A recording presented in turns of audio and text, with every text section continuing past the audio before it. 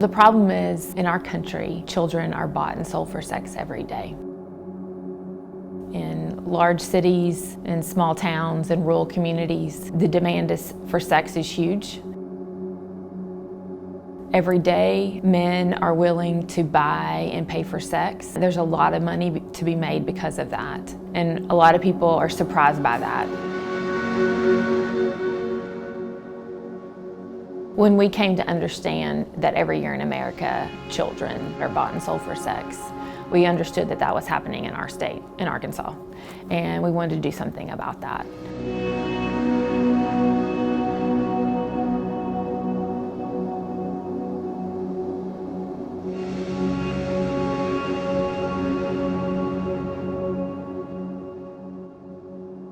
We found that kids that are dual offenders, kids that are getting in trouble, the troubled kids, the kids that are involved in our court system, kids that are in DHS care, often are victims as well.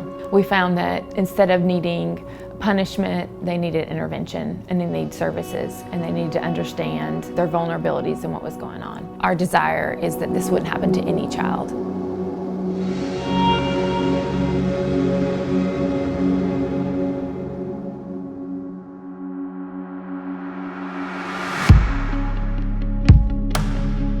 But Into the Light, our mission is to provide refuge and restoration to minor victims of sex trafficking and to bring awareness and education to the issue of sexual exploitation. We do this by a three-pronged approach of prevention, identification, and advocacy. We do that all over northwest Arkansas, north central Arkansas, and even down into the central area of the state.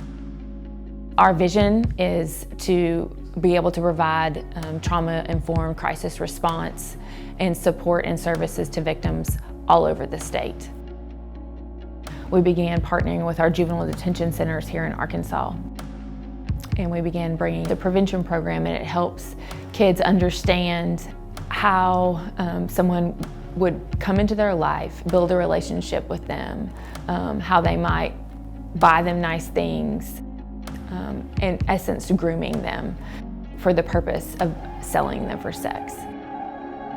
Oftentimes, the reason why this has happened to them is because they had a lack of community, a lack of a support system. And so those traffickers, those predators step right in and meet that most basic human need. And that if that has happened to them, if at some point along their journey in life, that this has happened to them, that that's not okay. And that there's support and services there for them. There's a way out. And then we also share this program we get court referrals from the juvenile court, from DHS, our community partners that provide residential services in our community. And then we share that in the public school system. Whenever we get the opportunity, we will gladly present that to kids at school.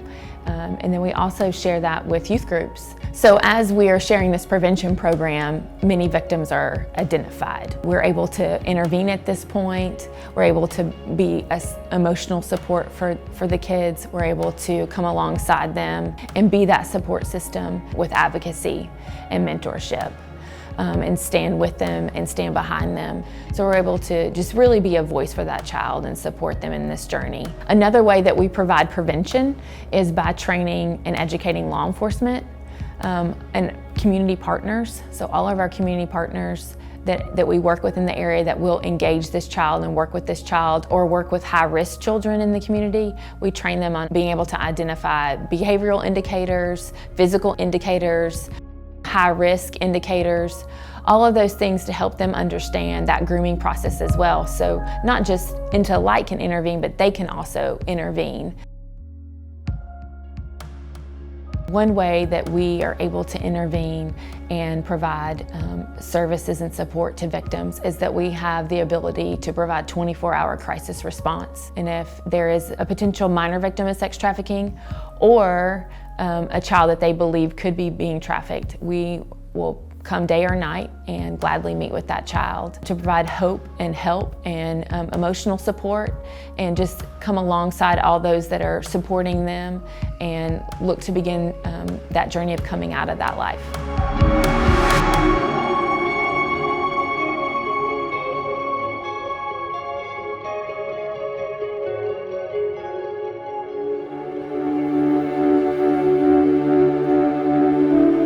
It's our hope and our desire and our passion just to bring to light this darkness that is happening and intervene when this may be happening to a child, and bring education and awareness to the communities so they can understand, so they can intervene as well. The average lifespan once someone gets into it is 7 years. And so we know that it's so vital to intervene and bring to light what's happening. We know we're saving lives.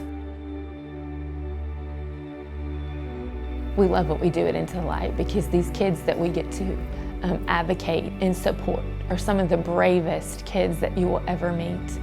And they are survivors. They are no longer victims. We love being able to stand beside them and walk behind them and support them in this journey as towards healing.